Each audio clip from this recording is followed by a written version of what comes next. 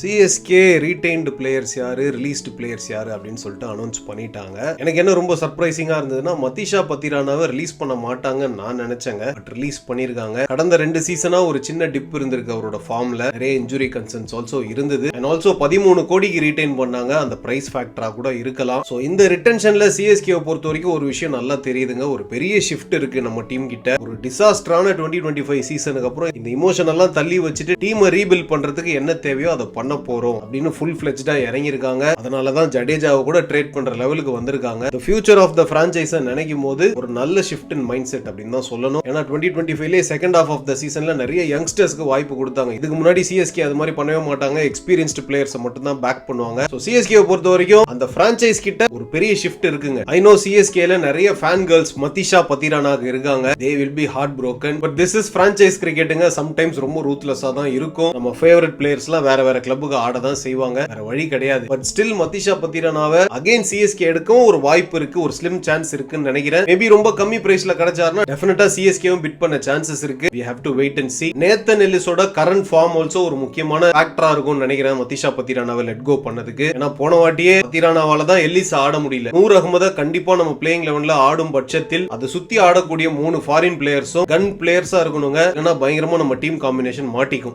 இந்த move by CSK letting go of Pathirana good மூவ்னு நினைக்கிறீங்களா? உங்களோட தாட் என்னன்னு சிஎஸ்கே ஃபேன்ஸ் கமெண்ட்ஸ்ல போடுங்க.